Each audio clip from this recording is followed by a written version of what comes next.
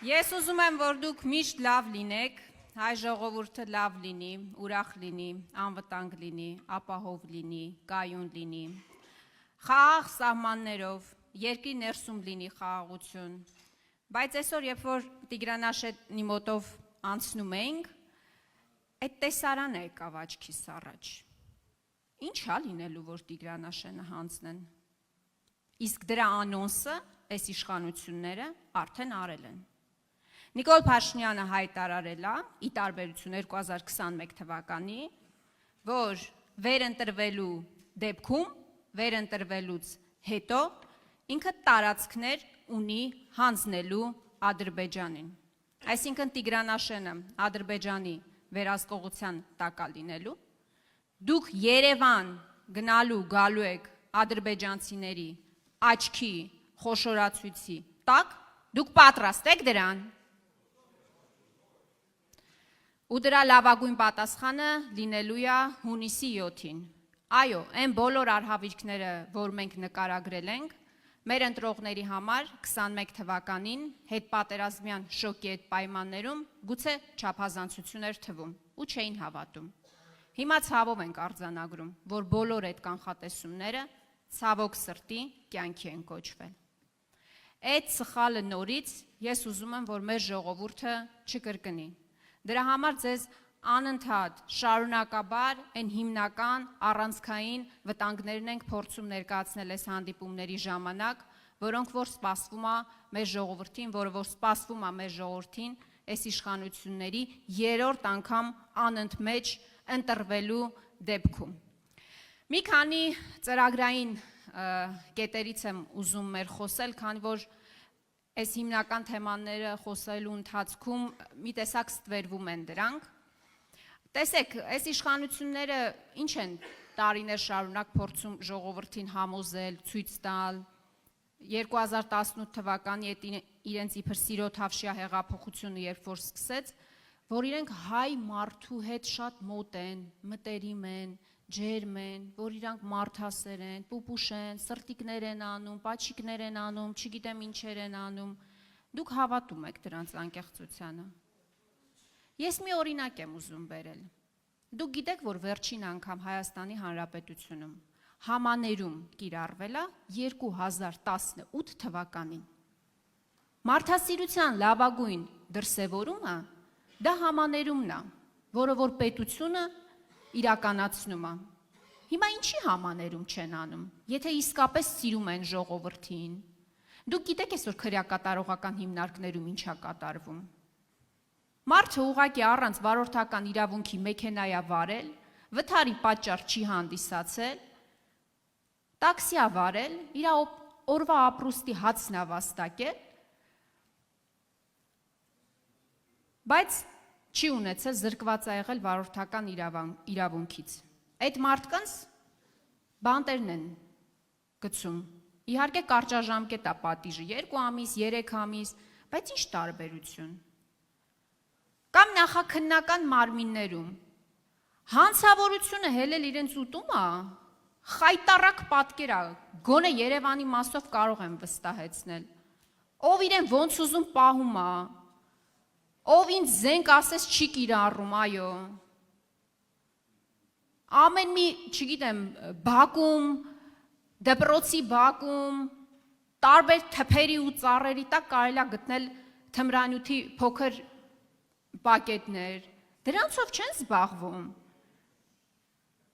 այդ գործերով չեն զբաղվում, բայց նախաքննական մարմինները այս գործերով ծանրաբեռնվում են, չեք ուզում բեռնաթափեք։ Դուք պետություն եք, դուք պարտավորություն ունեք, դուք ֆունկցիա ունեք, ճիշտ արդյունավետ գործելու, համաներում ինչի չեք կիրառում։ Մեր ծրագրային դրույթներից է հստակ, որ պետք է կիրառվի քրեական եւ վարչական համաներում։ Սա կթեթևացնի քրեակատարողական հիմնարկների վիճակը, սա կթեթևացնի նախաքննական մարմինների վիճակը, պրոբացիայի գործունեությունը կթեթևացնի։ Ու առհասարակ սա լավագույն մարդասիրության դրսևորումն է, որը որ պետությունը պարտավոր է կիրառել իր քաղաքացու նկատմամբ։ Հաջորդի իշխանը խոսեց գյուղատնտեսության մասին, ես մի քիչ ավելի լայն եմ ուզում անդրադառնալ հարցին, Երեք ուրեմն մի տեսանյութ էի նայում եւ մի այսպիսի քարոզչական նյութ են պատրաստել։ Տեսանյութը հետեւյալի մասին է, պարոն նախագահ, որ ընդդիմադիրները, քաղաքական հիմնական լիդերները, այդ թվում դուք պարոն նախագահ, կաշառել են ռուսներին, որ մեր գյուղացիների մթերքը թույլ չտան մուտք գործի Ռուսաստանի Դաշնություն։ Պատկերացնում եք։ Ընդդիմադիրները կաշառել են ռուսներին,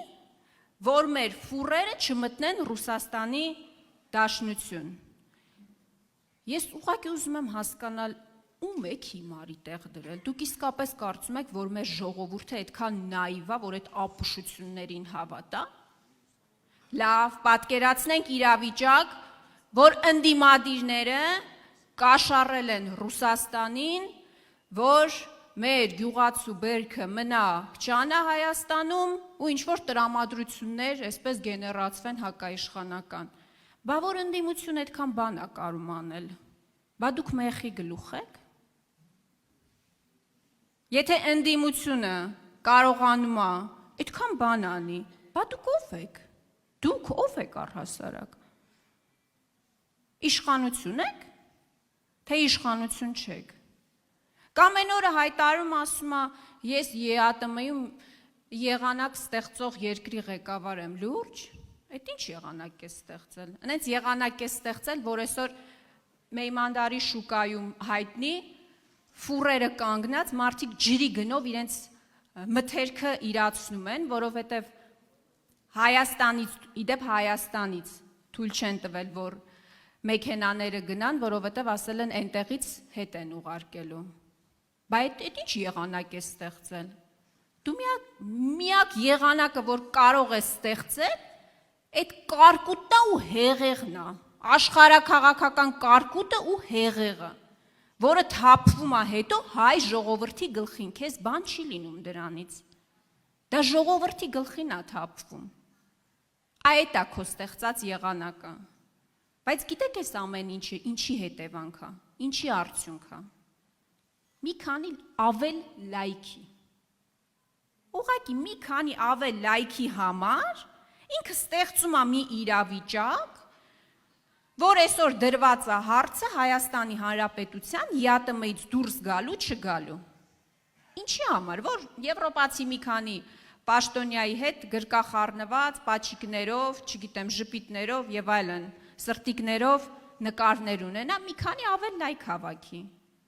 Այսինքն գինը վճարում է ժողովուրդը, գյուղացին է վճարում, ինքը արդյունքում ստանում է լայքեր։ Ինքը լայքերի դիմաց պատրաստ է ծախել մի ամբողջ ժողովրդի։